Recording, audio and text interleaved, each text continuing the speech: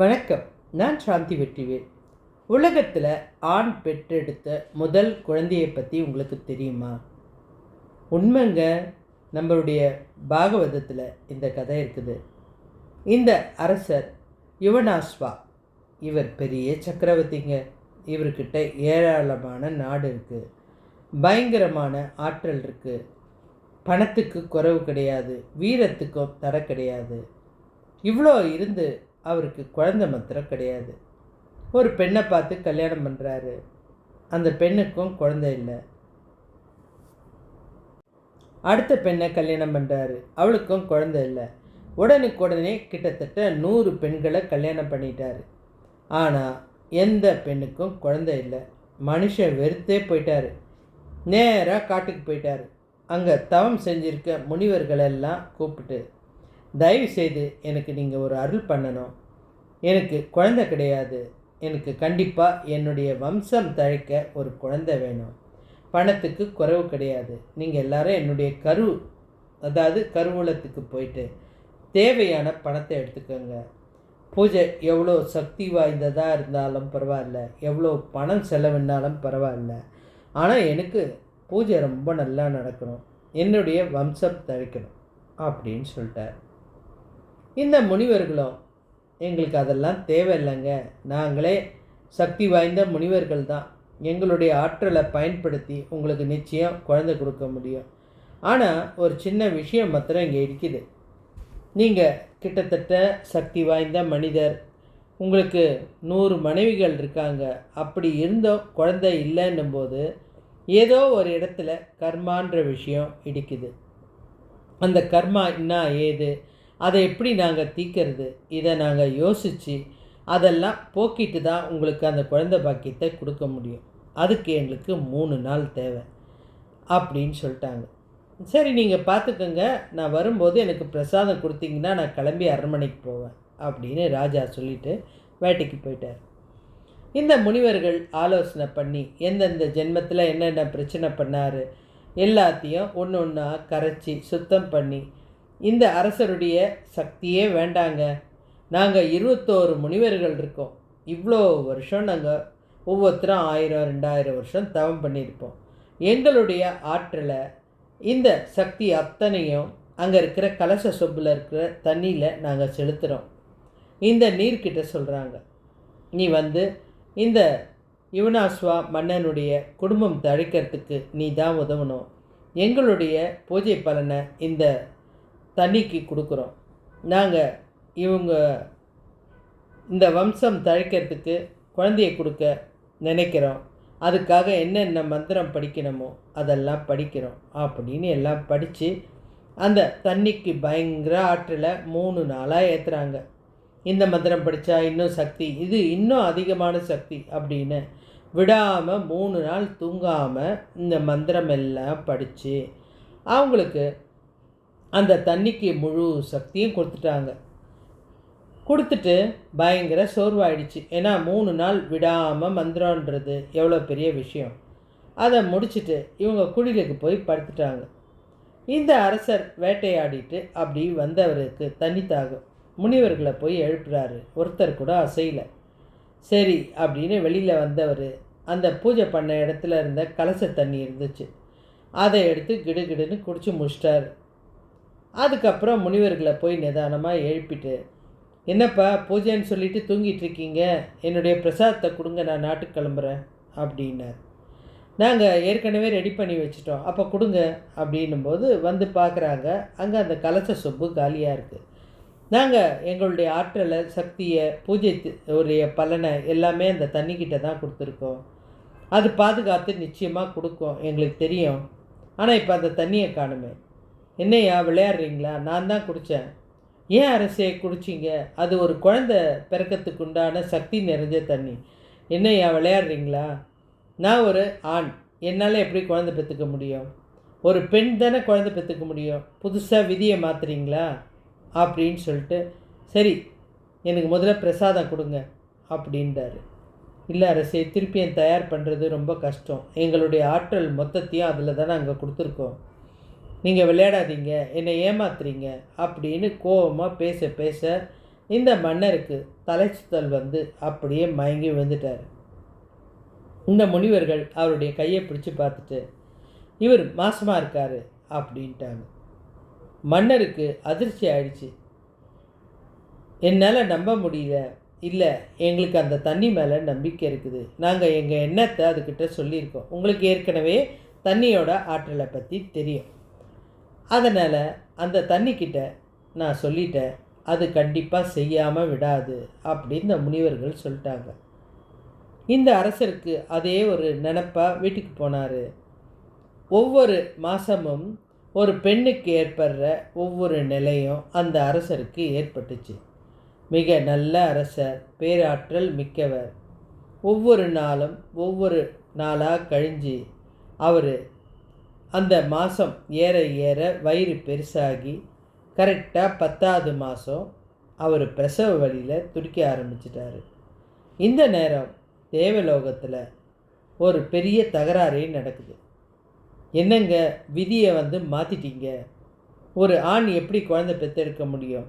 இப்போது யுவானஸ்வா மன்னன் வந்து குழந்தை பெற்றுக்க போகிறாரு. அந்த குழந்தைக்கு யார் பால் கொடுக்கறது அப்படின்னு. ஏன்னா ஒரு பூமிக்கு ஒரு உயிர் வந்துச்சுன்னா அதுக்கு ஆகாரம் வேணும். அப்போ இந்திரன் தான் அந்த பொறுப்பை ஏற்றுக்கிறாரு. நான் வேணா என்னுடைய கட்டை விரலால் அந்த குழந்தைக்கு அமிர்தத்தை கொடுக்குறேன் அப்படின்னு. அந்த குழந்தை பிறந்துருச்சு. அரசர் வெற்றிகரமாக ஒரு தந்தையாக ஆயிட்டார். தந்தைன்றது தாயாகவே ஆயிட்டார். அந்த குழந்தைய அவர் எப்படி பெற்றெடுத்தார் தெரியுமா? வயிற்று வழியாக கிடையாது. இடுப்பில் இருந்து ஒரு பகுதி கிழிஞ்சி அந்த பக்கம்தான் குழந்தை வெளியே வந்தது. இது வந்து கிட்டத்தட்ட சிசேரியன் மாதிரி. எவ்வளோ ஆச்சரியமான விஷயம் பாருங்கள். இன்றைக்கி சிசேரியன் பண்ணுறது அப்படி தான் பண்ணுறாங்க. அதை தான் அன்னைக்கு வந்து இந்த புராணம் சொல்லியிருக்கு. இடுப்பு வழியாக ஒரு பக்கம் கிழிந்து அந்த பக்கம் இருந்து தான் அந்த குழந்தை வெளியில் வருது. அந்த குழந்தை பிறந்ததுமே பசிக்கு அழுகும்போது இந்த இந்திரன் தான் கட்டை விரலை வச்சு அதுக்கு அமிர்தத்தை கொடுத்தாரு. அந்த குழந்தைக்கு அதனால் மம் தாத்தா அப்படின்ற பேர். மம் தாத்தா அப்படின்ற பேர். இதனால தான் குழந்தைங்க மமத்தா மமத்தா அப்படின்னு சொல்கிற விஷயம் வந்துச்சு. இந்த குழந்தை பயங்கர ஆற்றல் வாய்ந்த, அதாவது தேவலோகத்து இந்திரன் அமிர்தம் கொடுத்ததால் தேவலோக முறைப்படி வளர ஆரம்பிச்சுது. அதாவது நாளுக்கு நாள் வேகமான அசுர வளர்ச்சி. தேவலோகத்தில் ஒரு நாள்ன்றது ஒரு வருஷ கணக்கு. இந்த குழந்தை கிடுகிடுன்னு வளர்ந்து கொஞ்ச நாள்லே இளவரசனாக ஆயாச்சு. இந்த குழந்தை பிறந்ததுலேருந்து இதோட சக்தி பயங்கரம். சூரியன் உதிச்சு மறைகிற வரைக்கும் இருக்கிற அத்தனை நாடையும் கைப்பற்றுச்சு. அதோடு மட்டும் இல்லாமல் இந்த 24 மணி நேரம் சொல்கிறாங்களே, அந்த 24 மணி நேரமும் அது கைப்பற்றின அத்தனை நாட்டிலையும் யாகம், பூஜை, நீதி, நேர்மை தவறாமல் ஆட்சி செஞ்சது. இது 4 தூண்களாக அந்த நாட்டை காப்பாற்றுச்சு. அந்த நாடு அவ்வளோ ஆற்றல் மிகுந்ததாக இருக்க இந்த மம் தாத்தா அரசன் ஒரு காரணமாக இருந்தார். இந்த அரசருக்கு இப்போ பூலோகத்தில் எல்லா ஆற்றலும் முடிஞ்சு போச்சு. அடுத்தது நம்ம ராவணன்கிட்ட கூட சண்டைக்கு போயிட்டார். ராவணனுக்கு தன்னை எதிர்க்க ஆளே இல்லை அப்படின்னு நினைக்கும்போது இந்த மன் தாத்தா அவர்கிட்ட சண்டை போடுறத பார்த்ததுமே முனிவர்கள்லாம் வந்து, அரசே, உங்களுடைய ஆற்றலை நீங்கள் குறைச்சிக்காதீங்க, அவனுக்கும் உங்களுக்கும் சரிப்பட்டு வராது, அவனை மன்னிச்சு விட்டுருங்க அப்படின்னு சொல்லிட்டாங்க. அதனால் போனா போது அப்படின்னு விட்டதுனால ராவணன் அவருக்கு, அதாவது மம் தாத்தா கிட்ட மன்னிப்பு கேட்டு நான் உங்கள் வழிக்கு வரவே மாட்டேன் அப்படின்னு ஓடியே போயாச்சு. இதெல்லாம் வந்து சரித்திரம், அதாவது புராணத்தில் சொல்லப்பட்டிருக்க, பாகவத்தில் சொல்லப்பட்டிருக்க கதை. இப்போ இந்த கதை முடிஞ்சாச்சு. இதுக்கப்புறம் இந்த மன் தாத்தாவுக்கு இந்திரன் தானே அமிர்தத்தை கொடுத்தது. இப்போ இந்திர பதவி மேலே ஒரு ஆசை வந்துருச்சு அந்த குழந்தைக்கு. நேராக இந்திரனுடைய சிம்மாசனத்தில் போய் பக்கத்தில் உட்காந்தாச்சு. எனக்கும் இந்த சிம்மாசனத்தில் பாதி இடம் வேணும் அப்படின்னோடனே இந்திரனுக்கு கோபம் வந்துருச்சு. என்னதான் தன்னுடைய அமிர்தத்தை கொடுத்த குழந்தையாய் இருந்தாலும் சில விஷயங்கள் மனிதர்களுக்கு போகக்கூடாது அப்படின்ற ஒரு கடமை உணர்வால் நீ என்ன பெரிய சக்தி வாய்ந்தவன் நினச்சிட்ருக்கியா? பூலோகத்தில் இருக்கிற அசுரன் லவண அசுரனையே உன்னால் அழிக்க முடியல, இங்கே வந்து என்கிட்ட ஆட்டம் போடுறியா? ஓ அப்படின்ட்டார். இந்த பையன் வந்து ஒரு பெரிய சக்கரவர்த்தியால் உருவான மிக பெரிய ஆற்றல் மிகுந்த சக்தி வாய்ந்த இந்த பையனுக்கு பால் கொடுத்தது இந்திரன். எவ்வளோ ஆற்றல் பாருங்க. ஒரு முதலாக உலகத்தில் பெற்றெடுக்கப்பட்ட ஒரு ஆணால் பெற்றெடுக்கப்பட்ட குழந்தை ராவணனை பணிய வச்ச ஒரு மிக சிறந்த வலிமையானவன். இவனுடைய ஒவ்வொரு செயலும் ஆச்சரியப்பட வச்சது. சூரியன் உதிக்கிறதுலேருந்து மறைகிற வரைக்கும் அத்தனை இடமும் அவன் கையில் இருந்தது. அவன்கிட்ட நிறைய ஆற்றல் இருந்தது. அவனுடைய நாட்டில் அசுவமேதா யாகம் நடந்துக்கிட்டே இருந்தது.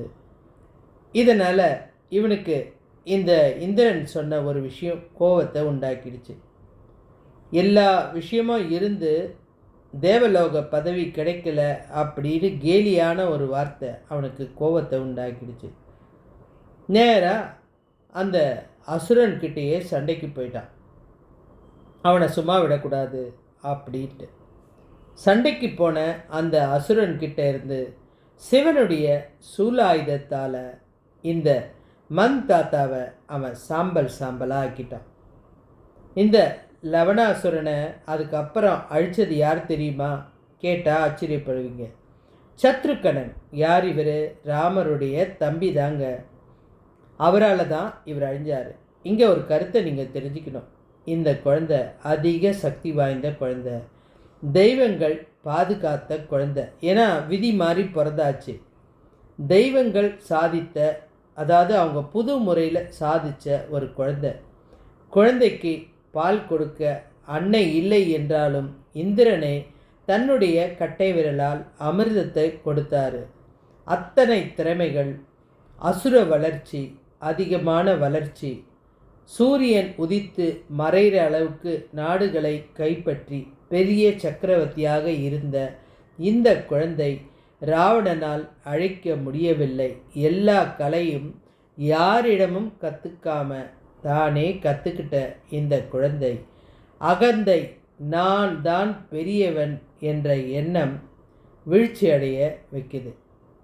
எவ்வளோ நிறைய ஆச்சரியங்கள் பாருங்கள். ஒரு தந்தை வயிற்றில் பிறந்து ஒரு மாவீரனையே நடுங்க வச்சு கேட்காமலேயே அமிர்தன் அதாவது இந்திரன் கேட்டால் கூட கொடுக்க மாட்டார் அமிர்தத்தை. அவரே தானே பண்ண தவறுக்காக செய்கிறாருன்றது இதெல்லாம் எவ்வளோ சக்தி. ஆனால் இந்த ஒரு நிமிஷ ஆணவம் அவரை இருக்கிற இடம் தெரியாமல் அடக்கிடுச்சு. இந்த பஞ்சபூதத்தில் ஒன்றான நீருக்கு இருக்கும் ஆற்றலை இந்த கதை சொல்லுதுங்க. அதோடு மட்டும் இல்லாமல் இந்த சக்தியினால தான் நம்ம பூஜை பண்ணுற தண்ணியை கூட வீடு முழுக்க தெளிக்கிறோம். ஏன்னா அந்த மந்திரத்தோட ஆற்றல் அந்த வீட்டில் இருக்கிற மூளை முடுக்கெல்லாம் போக வேண்டும் அப்படின்றதுக்காக தான் நம்ம வீட்டில் பூஜை பண்ணும்போது கூட அந்த தண்ணியெல்லாம் தெளிக்கிறோம். நான் சொல்கிற விஷயம் புராணத்தில் நடந்திருக்கலாம், ஆனால் இன்றைக்கு வரைக்கும் அடுத்த கட்டம் ஆராய்ச்சி இதை பற்றி தான் இருக்குது. ஏன் பெண்கள் தான் குழந்தை பெற்றுக்கணும்? ஏன் ஆணுக்கு அந்த உரிமை இல்லையா? அவர் மாசமாக இருந்து பெற்றுக்க வைக்கணும் அப்படின்ற ஆராய்ச்சி தொடங்கியிருக்கு. ஒன்றும் புராணத்தில் சொன்னது தான் நடந்துட்டுருக்கு. இனி நடக்க போகிறதும் ஏற்கனவே புராணத்தில் சொல்லப்பட்டது தான். நான் உங்களுக்கு இது போல் நிறைய ரகசியங்களை ஒவ்வொன்றா புரிஞ்சிக்கிட்டு தெரிஞ்சுக்கிட்டு உங்களுக்கு சொல்கிறேன். உங்களுக்கு நான் சொல்கிற விஷயம் பிடிச்சிருக்கா? பிடிச்சிருந்தா லைக் பண்ணுங்கள், கமெண்ட் பண்ணுங்கள். அதோடு மட்டும் இல்லாமல் என்னுடைய சேனல் பிடிச்சிருந்தா சப்ஸ்கிரைப் பண்ணுங்கள், மற்றவங்களுக்கும் சொல்லுங்கள். அடுத்து நீங்கள் என்னென்ன விஷயம் தெரிஞ்சுக்கணும் அப்படின்றத நான் சொல்கிறேன். அதோடு மட்டும் இல்லாமல் திருக்கடையூர் அப்படின்ற ஒரு விஷயம் இருக்குது. அது எவ்வளோ சக்தி ஆற்றல் இருக்குதுன்றத அடுத்த பதிவுகளை உங்களுக்கு போடுறேன். அதுங்க போயிட்டு வந்தால் மறுபிறப்பே கிடையாதுங்க. அவ்வளோ ஆற்றல் வாய்ந்த விஷயம்லாம் நிறைய இருக்குது. நீங்கள் சேனலை சப்ஸ்கிரைப் பண்ணிக்கோங்க. அப்போ தான் என்னுடைய பதிவுகள் உடனுக்குடி உங்களுக்கு கிடைக்கும். நன்றிங்க.